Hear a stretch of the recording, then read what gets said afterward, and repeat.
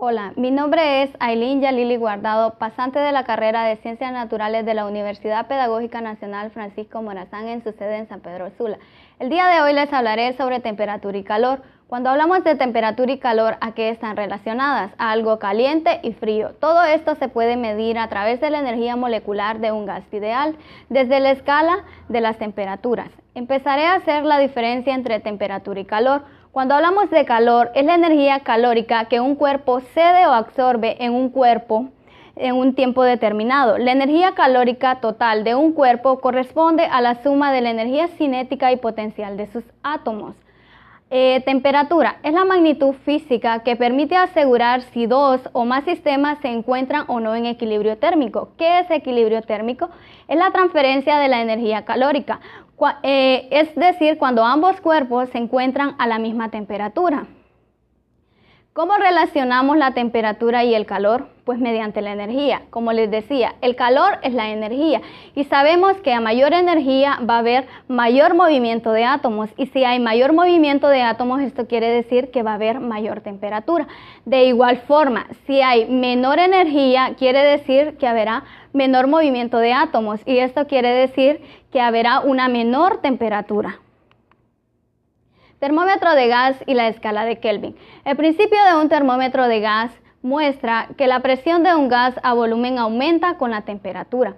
Los termómetros de gas son también llamados termoscópicos, pero estos no son tan confiables como lo es la escala de Kelvin. Ahora, la escala de Kelvin es una temperatura extrapolada a presión cero y su máxima temperatura es 273.15 Kelvin.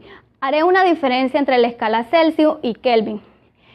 Un punto fijo inferior es el cero absoluto, la temperatura normal de presión del hielo. El punto superior sería el 100 grados Celsius, es una temperatura normal de punto de ebullición del agua.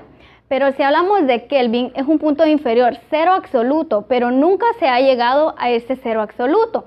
El negativo 273 grados Celsius son las moléculas que conforman la sustancia, ya no tienen energía para acceder. Como les decía, nunca se ha llegado al cero absoluto. Kelvin propuso que las partículas en algún momento se tenían que detener. ¿Por qué dice que se tenían que detener?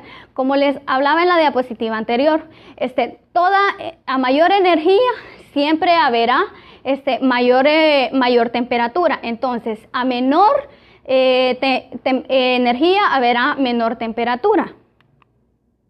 Los mecanismos de transferencia de calor son la conducción. La conducción se produce cuando un material está en contacto directo con una fuente de calor, la cual propaga el calor a través del material. Un ejemplo sería si tengo una barra de metal y le proyecto calor a un extremo, entonces toda la barra se va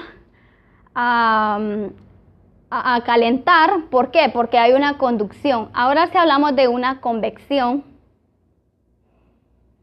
es una corriente de aire que fluye a distintas temperaturas y densidades. Por lo general, se presenta en los líquidos y en los gases, los cuales tienen facilidad de fluir y desplazarse a pesar de la diferencia y la densidad. Cuando hablamos de una convección, estamos hablando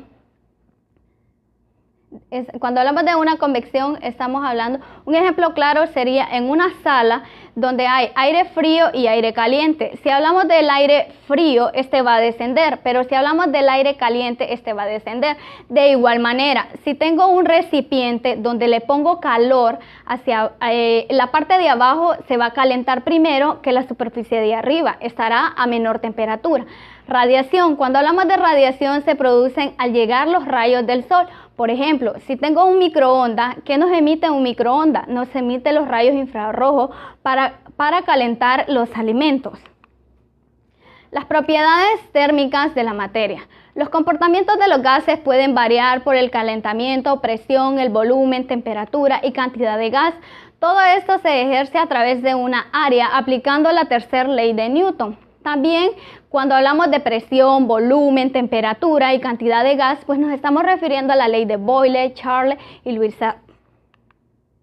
Colisión y presión. Cuando hablamos de colisión, es un choque elástico de una molécula. Tienen componentes de velocidades paralelos y perpendiculares y su velocidad no cambia. Todo esto sucede en un intervalo de tiempo. Cuando hablamos de una presión de gas, aumenta la energía cinética de traslación. Su velocidad es muy alta en un gas típico donde la gravedad es insignificante.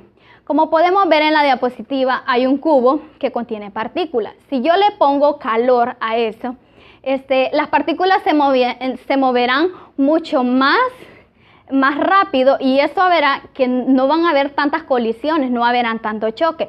Pero si yo le pongo un hielo abajo de ese cubo, las partículas se moverán mucho más lentas. Entonces, esto quiere decir que habrán más colisiones y más choques porque la presión, cada una de esas partículas va a hacer colisión contra el vidrio. Rapidez molecular. Toda molécula de un gas tiene la misma velocidad. Una sustancia se vaporiza en un horno. La molécula de vapor escapa por una abertura en la pared del horno hacia una cámara del vacío. Pero no es posible que todas las velocidades de las moléculas sean igualmente probables, ya que no hay una relación aquí. Recordemos, las propiedades térmicas de la materia están interrelacionadas a gran escala o macroscópicamente de una sustancia como presión, volumen, temperatura y masa. De la sustancia en consonancia de la energía cinética y la fuerza de choques y la presión atmosférica ejercida sobre una molécula. Nos vemos hasta la próxima videoclase.